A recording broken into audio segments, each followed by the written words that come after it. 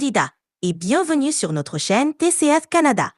Aujourd'hui, nous allons aborder ensemble l'épreuve de compréhension orale du test de connaissance du français, le TCF Canada. Cette épreuve dure 35 minutes et se compose de questions à choix multiples, QCM. Pour chaque question, vous aurez 4 choix de réponse, A, B, C ou D. Mais attention, une seule réponse est correcte. Les questions sont présentées de façon progressive, ce qui signifie qu'elles deviennent de plus en plus difficiles au fil de l'épreuve. Autre point important, chaque enregistrement n'est diffusé qu'une seule fois. Alors, restez bien concentrés. Pendant cette session, je vous invite à noter vos réponses. Vous trouverez les corrections à la fin de la vidéo. N'hésitez pas à partager avec nous dans les commentaires, vous indiquant votre niveau de TCS correspondant. Préparez-vous bien et bon courage à tous. A. La séance débute tout de suite. Salle 3. Bon film. B. Voilà votre carte d'embarquement. Bon voyage. C. Votre table est juste devant vous. Bon appétit. D. Votre train part dans 30 minutes. Bon après-midi.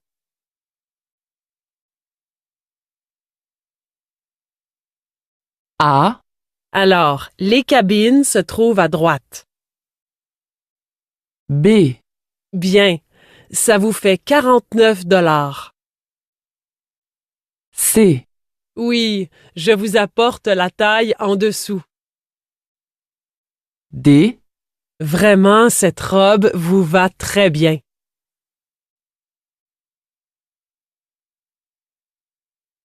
Je vous sers un café? A.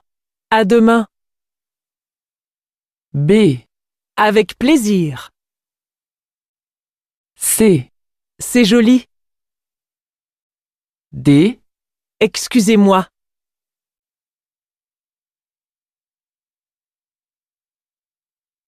Combien coûte un ticket de bus? A. 2 kilomètres. B. La ligne 4. C. 3 heures. D. 1,20 €.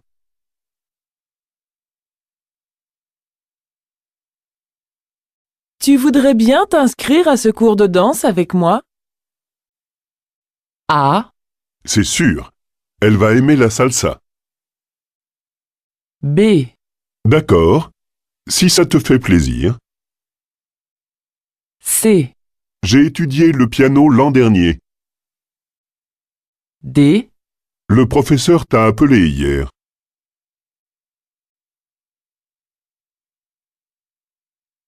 Qu'est-ce que tu prends pour aller à la plage? A. Avec quelques amis. B. Juste mon maillot de bain. C. Nous y allons à pied. D. Oui, c'est un bel endroit.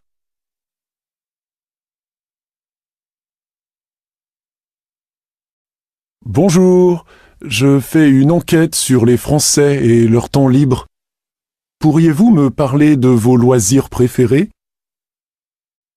A. J'adore jouer au tennis de table. B. Je préfère faire les courses en semaine. C. Je souhaite travailler en équipe. D. Je voudrais acheter une maison.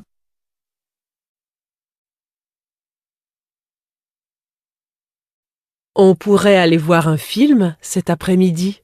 Ça te dit? Tu sais, je dois faire des courses. Le frigidaire est vide. Et je dois chercher un paquet et des timbres.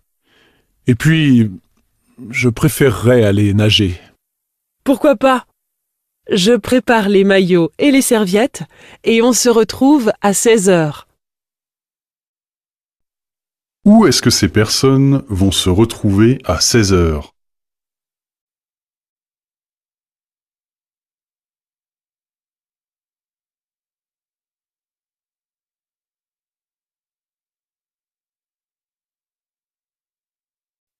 Bonjour, madame.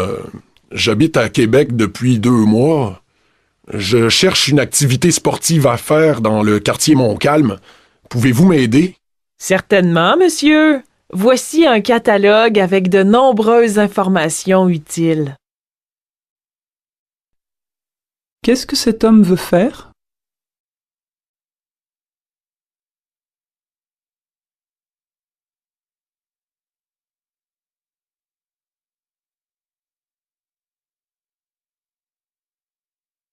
Hé Nicolas, tu as des projets pour ce week-end? Non, pas vraiment. Et toi? Ben oui, j'ai bien envie d'aller à la piscine samedi après-midi. Ça te dit de venir avec moi? Pourquoi pas? J'ai besoin de me détendre après mes examens. On se retrouve devant l'université avant, et on fait le trajet ensemble. On dit 14 heures? Oui, d'accord. Que fait Nicolas?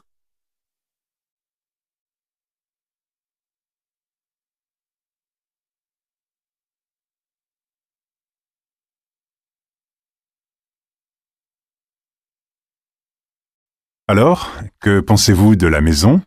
Elle me plaît. Elle correspond à ce que je recherche. Un lieu de vie clair et spacieux. Vous pourrez refaire la peinture si vous voulez. Elle est un peu vieille. Oui, peut-être. Pour l'instant, je préférerais changer les fenêtres. On entend beaucoup les voitures dehors. En effet, il y a un supermarché à l'angle de la rue. C'est embêtant. Je rêvais d'un endroit calme. Prenez le temps de réfléchir. Pour quelle raison la femme hésite-t-elle à louer la maison?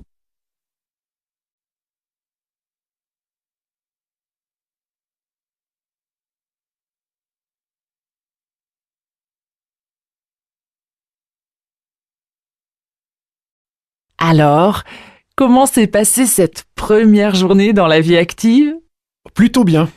Les collègues ont été très accueillants. Et avec ton chef? Tu m'avais dit qu'il était un peu froid. Ben, en fait, il a été très sympa. Il m'a présenté à toute l'équipe, fait visiter les locaux et montré mon bureau, qui est très grand. Je n'en revenais pas. Bienvenue dans le monde professionnel, Alex. Tu n'es pas au bout de tes découvertes. Quel bilan Alex tire-t-il de sa première journée de travail?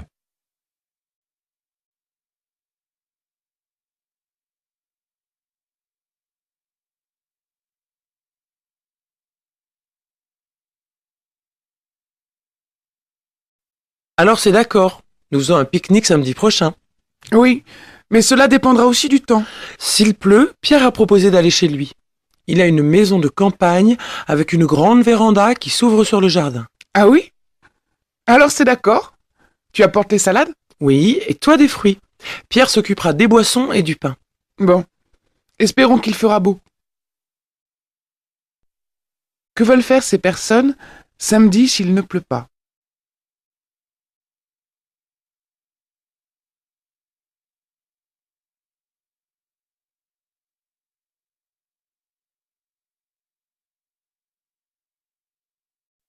Bonjour, monsieur. Je cherche la pharmacie Bollé. C'est dans le coin, je crois. Oh, mon garçon, ça fait longtemps que c'est plus une pharmacie. C'est une laverie automatique maintenant. Monsieur Bollet, il est mort il y a 5 ans. Ah bon? Mais c'est ma mère qui me l'a indiqué. Vous êtes sûr qu'elle n'est plus là? Bien sûr, ça fait 20 ans que j'habite le quartier, alors je le connais, une pharmacie. Il y en a une autre, mais dans 2 rues, à droite. C'est pas loin. Pourquoi le jeune homme ne trouve-t-il pas la pharmacie Bollé?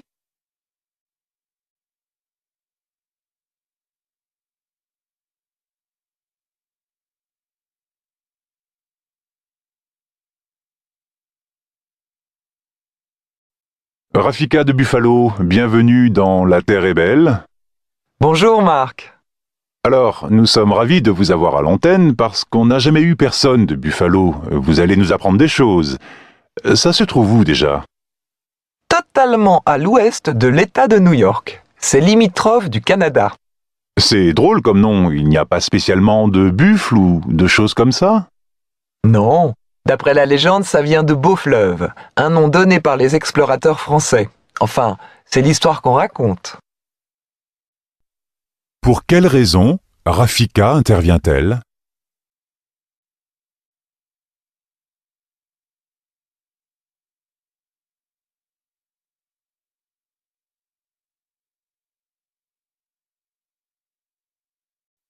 Bonjour Monique.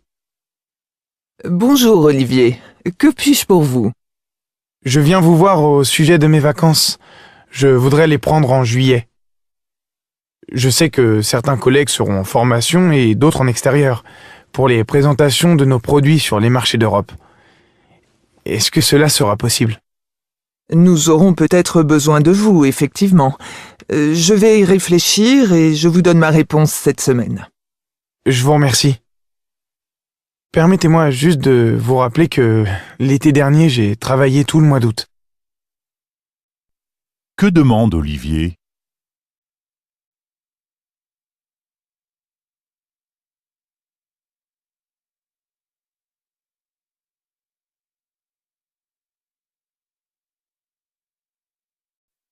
Bonjour madame, je suis venu hier ouvrir un compte, mais je n'ai pas bien compris quand je recevrai le chéquier commandé par vos soins. Pouvez-vous me rappeler votre nom et votre numéro de compte? Bien sûr, je m'appelle Cloutier, Pierre Cloutier. Voici mon numéro de compte ouvert hier dans cette agence. Très bien. Pour un premier chéquier, comptez au moins une petite semaine. Puis on le commande automatiquement et ça prend 48 heures. Voilà, il sera à votre disposition soit au guichet, soit envoyé en accusé de réception à votre domicile. Que souhaitez-vous? Eh bien, je préfère passer le prendre en fin de semaine. Je serai sûr de l'avoir. Très bien, à bientôt monsieur. Pourquoi l'homme se rend-il dans une banque?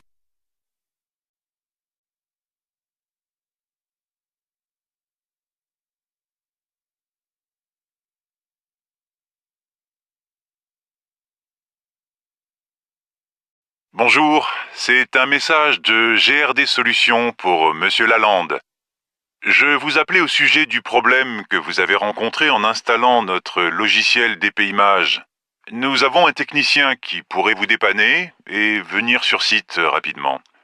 Vous pouvez me recontacter jusqu'à 18h30 au 01 28 12 87 43.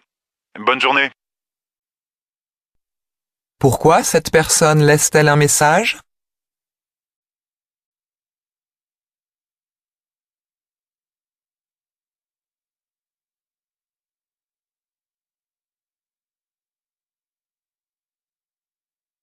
Bonjour Marc, c'est Marie. Tu viens au cinéma ce soir? Non, je suis désolé, je suis trop fatigué. Je vais rester chez moi. Quel dommage. Et pour le théâtre ce week-end? Oui, je viendrai. Par contre, je ne pourrai pas manger au restaurant. Que fera Marc ce week-end?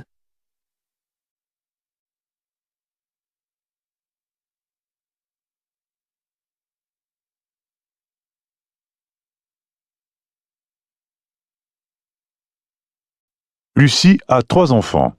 Pour Noël, ils ont reçu des jeux de société. Ces jeux les passionnent. Ils jouent beaucoup avec leurs copains ou encore avec leurs cousins. Mais, nous dit Lucie, mon fils de 6 ans provoque régulièrement des drames parce qu'il triche. Une situation à laquelle tous les parents de jeunes enfants sont un jour ou l'autre confrontés.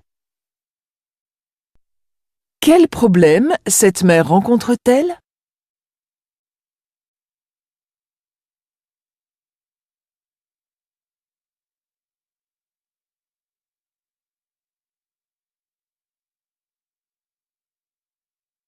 Chers auditeurs, au volant, restez vigilants.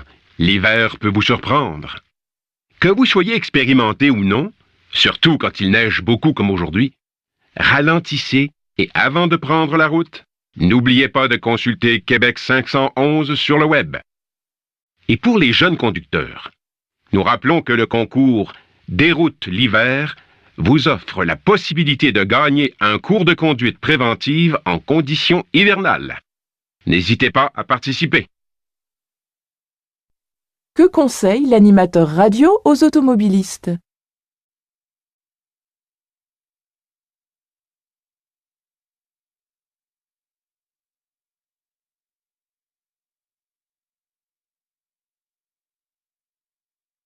Parmi les victimes de la folie destructrice de l'homme, les abeilles. En cause, l'utilisation dans l'agriculture de pesticides très puissants, qui sont des poisons mortels pour les essaims d'abeilles, Et conséquence inattendue, c'est finalement en ville que les abeilles finissent par trouver refuge. Écoutez le reportage de Gaël Le Tanneux. C'est le monde à l'envers. Aujourd'hui, les abeilles préfèrent la ville à la campagne. Car sur les toits, l'apiculteur n'a pas à craindre les effets des pesticides. En ville, les abeilles meurent moins vite et elles produisent du miel en grande quantité. Paradoxe assez incroyable. On perd moins d'essaims et les apiculteurs demandent au gouvernement d'interdire tous les pesticides qui peuvent nuire à la santé des abeilles. Quel est le phénomène évoqué?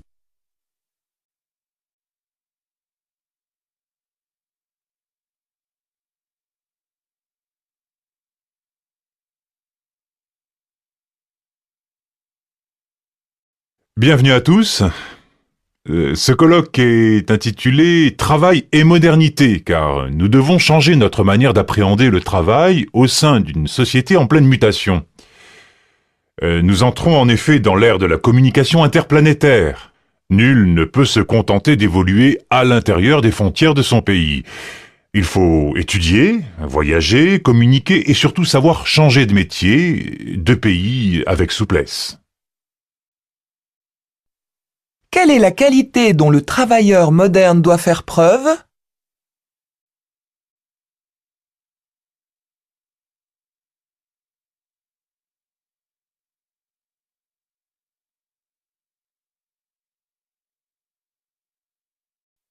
Les Français sont de plus en plus nombreux à rechercher les loisirs de plein air. Et le camping n'est plus seulement choisi pour de simples raisons économiques, puisque l'on trouve des terrains 5 étoiles qui proposent même des restaurants gastronomiques et des salles de bain privées. Le mot camping commence d'ailleurs à laisser la place à hôtellerie de plein air. Qu'apprend-on sur le camping ?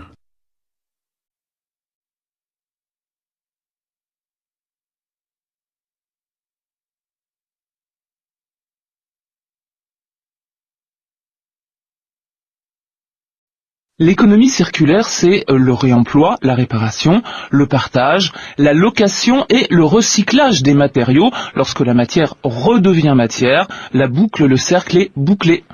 Oui, alors, et c'est le cas du secteur textile. Oui, depuis 30 ans, l'entreprise Le Relais collecte et trie les vêtements que vous ne voulez plus porter.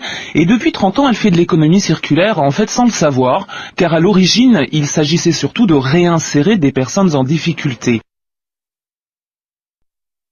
Que nous apprend l'intervenante sur l'économie circulaire?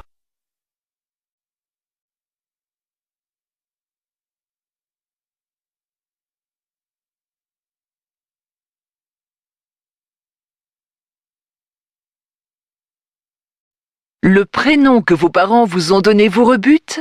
Vous pouvez en changer, mais ce n'est pas une simple formalité. Il faut obligatoirement faire appel à un avocat qui dépose le dossier auprès du tribunal de grande instance du lieu de naissance ou du domicile du demandeur. La principale difficulté, comme le souligne Maître David Bachalard, est de parvenir à convaincre les juges du bien fondé de sa requête. On peut changer de prénom à condition de justifier d'un intérêt légitime. La francisation par exemple. Mais ça peut être également des personnes qui souhaitent mettre en adéquation leur prénom avec leurs convictions religieuses. Et puis, il y a des cas beaucoup plus atypiques. Une personne qui souffre de son prénom parce qu'il a un caractère quelque peu ridicule, qui rencontre des difficultés. Pourquoi changer de prénom peut-il s'avérer difficile ?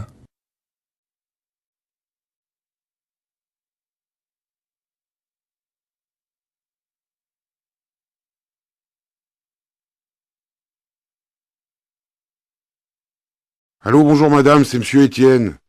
J'ai reçu mon relevé bancaire et je vois que mon abonnement au service en ligne a augmenté de 5%.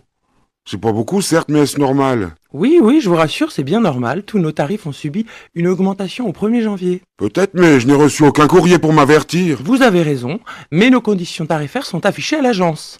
Cela ne justifie pas que vous n'avertissez pas vos clients. Alors je vous demande de résilier cet abonnement au plus vite. Pourquoi le client demande-t-il la résiliation de son abonnement bancaire?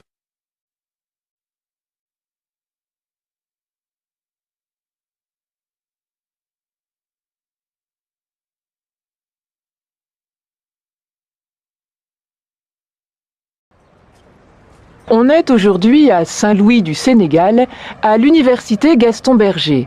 C'est la deuxième université du pays avec 10 fois moins d'étudiants qu'à Dakar. Elle a échappé à l'arrivée en masse d'étudiants pour une raison simple, c'est ce que nous explique le recteur de l'université. L'université a été créée pour développer l'excellence. Nous avons mis en place la sélection pour assurer la réussite des étudiants, que nous recrutons sur la base des résultats du bac qui doit être obtenu avec mention. Du coup, le recrutement n'est pas seulement local. On vient de partout pour s'inscrire ici. Et comme les étudiants ont un encadrement fort, les taux de réussite sont très élevés. Qu'explique la personne interrogée à propos de cette université sénégalaise ?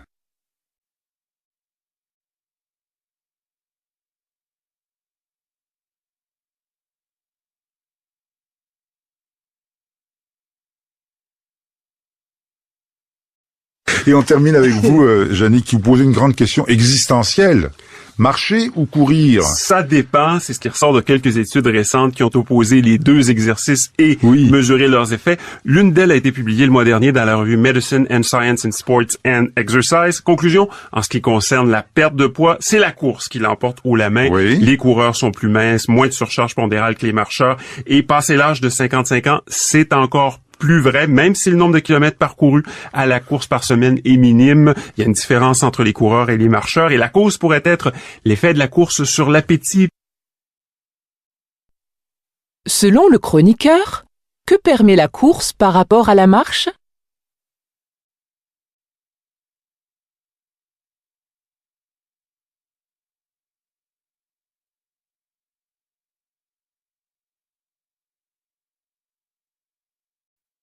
Bonjour à tous, je n'ai rien à me mettre. Avez-vous déjà prononcé cette phrase devant votre armoire pleine de vêtements? Quels sont les basiques de votre garde-robe? Avez-vous une tenue fétiche que vous enfilez lorsque vous voulez jouer la carte de la sécurité? Que porter pour un premier rendez-vous, pour un entretien d'embauche, pour un week-end à la campagne? Ces questions semblent futiles, la mode nous paraît parfois un luxe superflu et on oppose souvent l'être et le paraître. Mais faites l'expérience, si vous êtes femme, quel que soit votre gabarit, enfilez une robe qui vous met en valeur, de jolies chaussures, une touche de rouge à lèvres peut-être, vous vous sentirez, sans aucun doute, plus sûr de vous, votre caractère en sera peut-être même transformé. Quelle est l'idée avancée par la journaliste?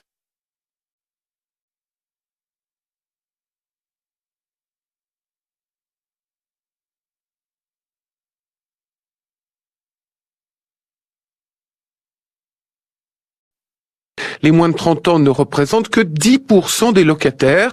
Pourtant, ils dépensent plus pour se loger, en moyenne 6 000 € par an, soit 42% de plus que les autres. Ils ont également des revenus plus faibles que leurs parents au même âge, alors qu'ils sont nettement plus diplômés. Et la différence en France est nettement plus importante que dans les pays européens comparables. Mais ça ne freine pas leur envie de consommer, hein. Il en faudrait plus. Le Credo constate que leur appétit de consommation est plus important que celui de leurs aînés, d'autant plus que peu intéressés par les structures sociales existantes, les jeunes s'identifient à des groupes dont le point commun est justement la consommation. C'est le règne de la consommation symbole et le triomphe du marketing. Qu'est-ce qui différencie les moins de 30 ans des générations précédentes?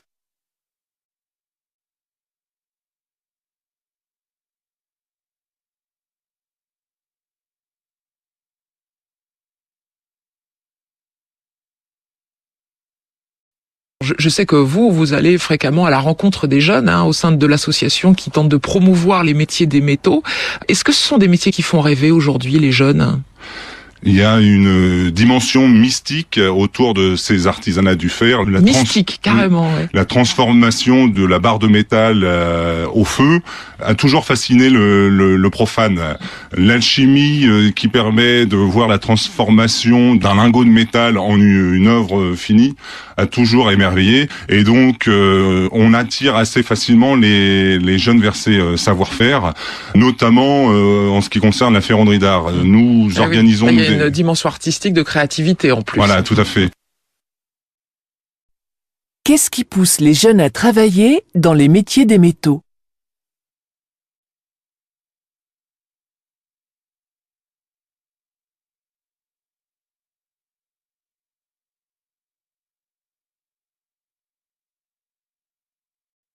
y a certains légumes qui sont moins bien connus que d'autres. Oui, la courge, entre autres, c'est quelque chose qui, vraiment, les gens la regardent avec un point d'interrogation. Qu'est-ce que je vais faire avec ça? Donc, il faut être imaginatif comme producteur pour tenter les gens de le cuisiner. Puis on comprend que le temps est tellement précieux, les gens n'ont pas le temps, donc faut essayer de leur trouver des trucs. Que doit faire cette personne pour vendre ses légumes?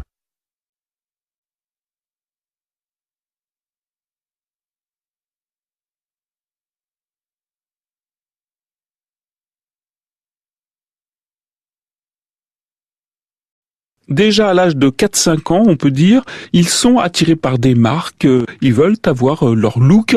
C'est quand même terrible de s'apercevoir que tout petit, déjà, on est sous influence en fait. C'est ça qu'on peut dire. Alors c'est vrai qu'on se rend compte que l'âge à partir duquel les enfants commencent à s'intéresser à cette notion de marque a diminué. C'est-à-dire que le fait que les enfants veuillent une marque particulière, ça a toujours existé, il ne faut pas se leurrer. Le phénomène effectivement n'est pas nouveau, mais l'âge décroît sensiblement. Évidemment, la socialisation joue un rôle puisque l'enfant est toujours sous l'influence de ses pairs. Il va vouloir faire comme les autres parce qu'il y a l'effet de groupe, on ne veut pas être mis à part.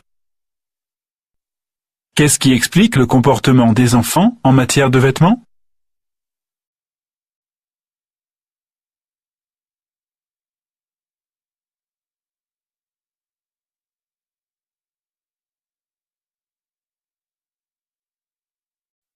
Depuis quelques années, des vignerons ont investi des sommes importantes au Québec pour se lancer dans une nouvelle culture, comme Daniel Desmoulins, qui a ouvert le vignoble L'Ange Gardien, en face du fleuve Saint-Laurent. Faire du vin au Québec, c'est un challenge. Je serais peut-être pas parti là-dessus il y a 20 ans, mais je trouvais que les produits étaient de mieux en mieux et c'est pour ça qu'il y a 10 ans, avec ma femme, on a dit « on va se lancer ». Dans le vin, je pense que l'on a des produits extrêmement intéressants parce qu'il y a un petit peu d'acidité. Puis, il y a toujours le vin de glace. On a la température pour ça. On cueille le raisin fin décembre, début janvier. Qu'est-ce qui a décidé Daniel Desmoulins à démarrer son activité?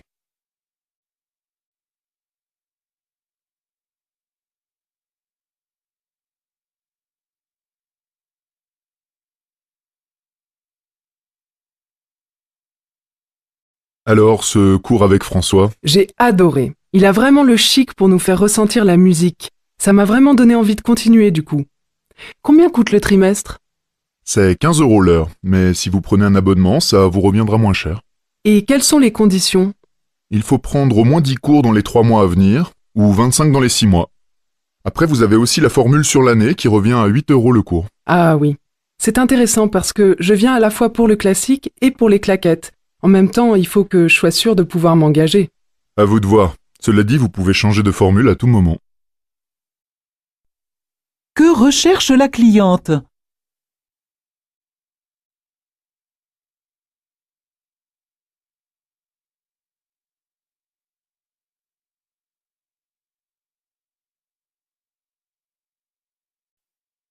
Bonjour à tous, Noël est passé, et bien maintenant on va s'intéresser aux jouets et à leur conception. Je pensais que on pouvait pas mettre un jouet sur le commerce s'il n'était pas sain pour les enfants et pour les grands aussi, parce qu'il y a des grands qui jouent aussi un petit peu, normal. Alors il est vrai que pour les jouets, il existe des réglementations qui s'appliquent, notamment sur l'interdiction de certaines substances chimiques qui ne doivent pas être présentes dans les jouets, ou alors avec une limite de concentration à ne pas dépasser. Après, comme tous les produits de consommation mis sur le marché, il n'y a pas d'autorisation de mise sur le marché comme ça existe pour les médicaments. De quoi s'étonne le premier interlocuteur?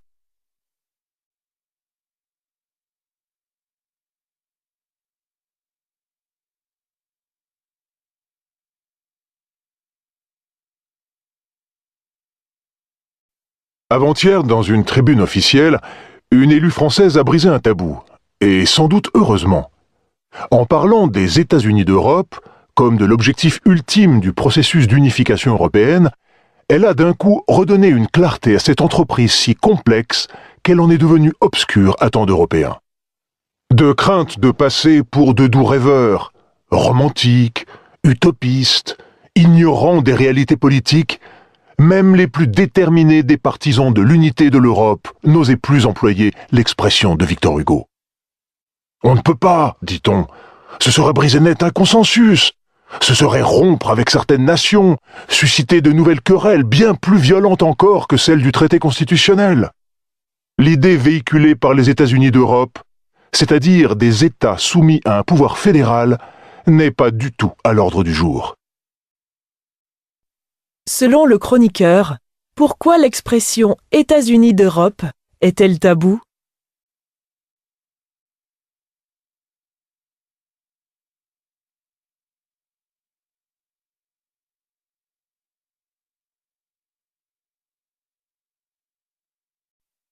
Peut-être aurais-je dû moi aussi faire l'acquisition de l'un de ces nombreux manuels du bonheur proposés par la librairie Erol. Cela m'aurait peut-être aidé à positiver, à voir les choses autrement, comme le prônent justement ces ouvrages. Ainsi, je ne serais pas rentré avec la sensation un peu déprimante, je dois le dire, que pour être heureux, eh bien, il faut faire des efforts. Le bonheur n'est pas inné, nous disent les spécialistes, il s'apprend. Et donc au rayon bonheur de la librairie, donc je n'invente pas, il y a bien une étiquette bonheur sur un rayon. Les manuels proposent leur aide à grands coups d'exercices, de conseils, rédigés généralement à l'impératif. On lit « Ne vous souciez pas du regard des autres ». Quelle conclusion la journaliste tire-t-elle de sa visite dans cette librairie ?